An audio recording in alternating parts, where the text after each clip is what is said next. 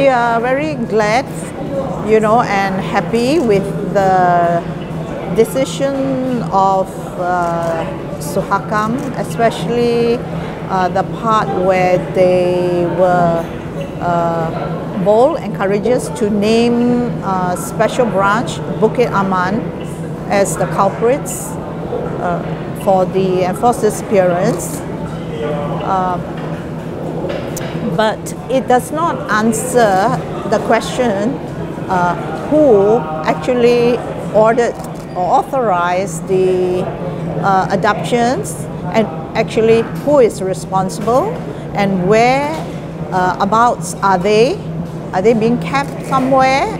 And we basically want to see them released and be reunited with our families.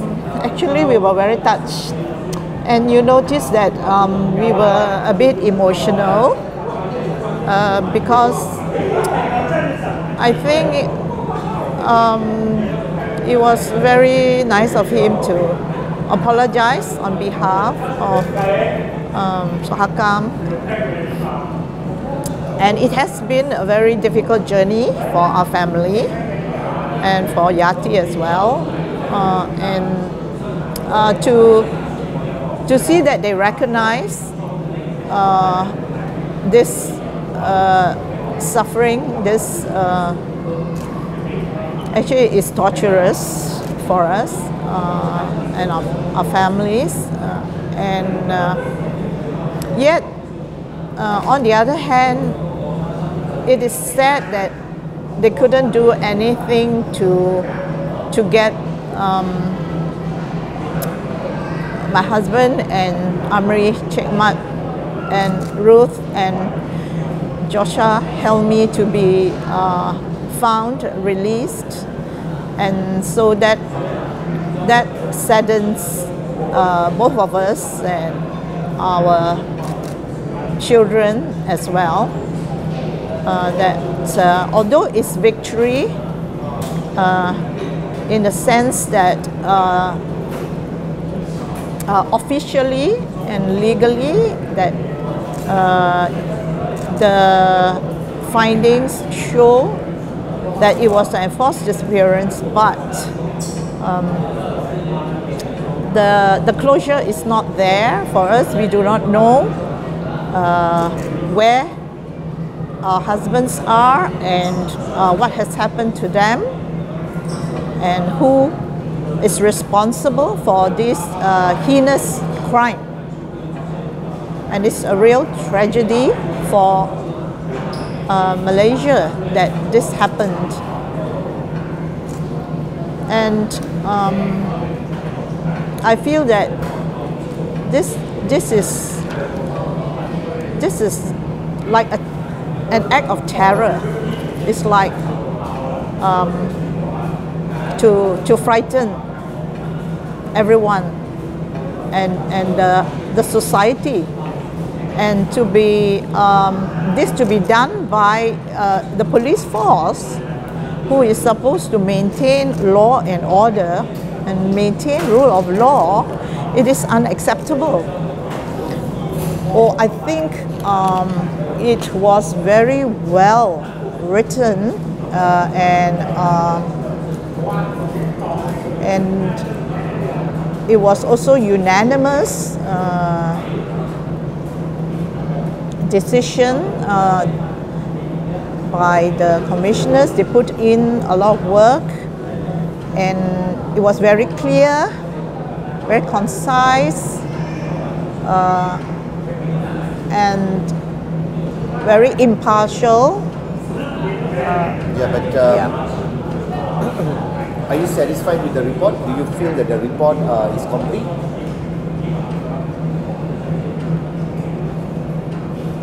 Yes, in many ways. I think it was very thorough. It was very thorough. Yes, very thorough. Do you believe they could have done more?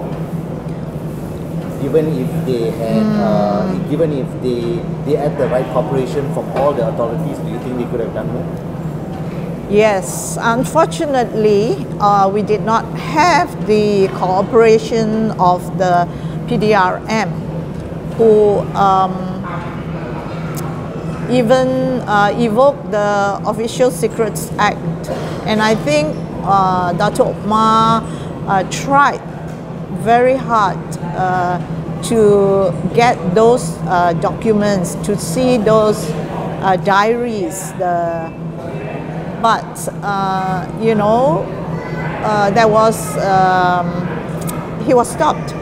He just couldn't do more.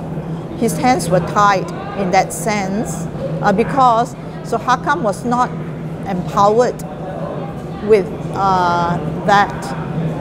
So I feel Suhakam should be given more power so that they could do more for human rights in Malaysia.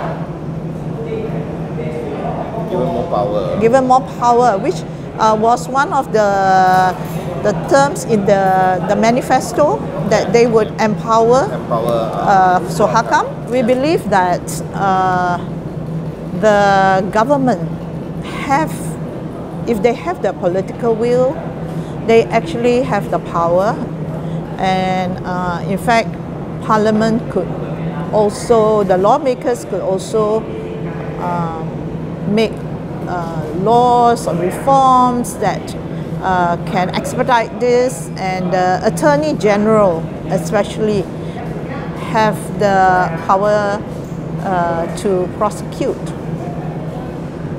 So we are looking to these people to take action, because the findings are already very clear and the culprits have been named. It is the ambiguity, the ambiguous grief that we are experiencing, the uncertainty of our status, of whether our husbands are dead or alive, and where are they. There's total silence on the part of PDRM. They do not want to say anything, and in fact they deny their involvement in this. So it's very difficult to move on, because if a person is dead, you have a funeral. Yeah. But we can't have a funeral, and it's difficult to say that he's dead because there's no body, and they are not given, you know, like their rights. So so that's the torture. That's the torture that we experience daily, not knowing, you know, is he alive, is he dead, what has happened, you know. We just need the strength of God to just move on with our daily lives, you know. But once a while it will come back, you know, quite often.